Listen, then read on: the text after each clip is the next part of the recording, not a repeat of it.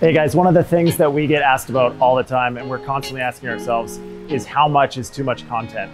And the answer to that really is there's no such thing as too much content. There's a few reasons for that. So think about it. The first one is obviously the reach that you get on different platforms.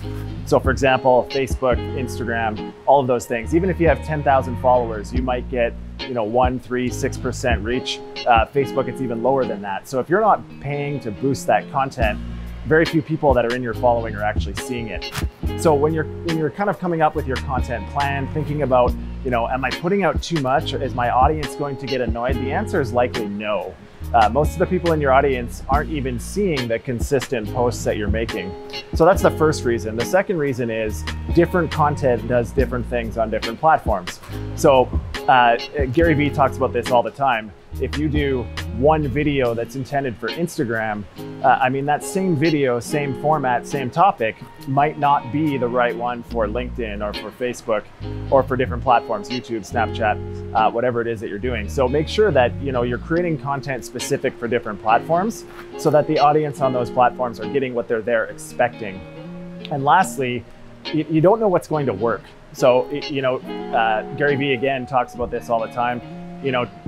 Probably 8 to 9 out of 10 pieces of content that you make will flop. Even once you get good at it, once you have a following, that content won't resonate well with your audience. So you have to keep creating, keep documenting, keep talking about the things that interest you and that interest your audience, and they will let you know which of that content was actually good and that they actually care about. So again, when you're questioning, should I do this blog post? Should I make this video? How do I connect with my audience today? The answer is yes. The answer is always yes. Create, and eventually you'll have enough content that a larger proportion of your audience is seeing it. You'll have a lot of evidence as to what works well, what doesn't work well, and then you can continue to build your future content plans on that. What we do in our business is we create content calendars. So every day of the week, we've got a list of different content that we're going to create. It's curated. We think about it well in advance to make sure that everybody's on the same page.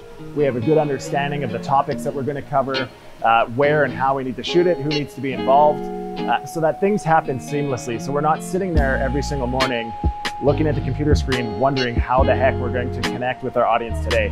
It's planned out well in advance. We do it a month in advance. Topics, everything is pre-planned. We do that for our clients as well. It's the best way to get everybody together once a month, really think through the different ways that we can connect with our audience and make sure that we execute.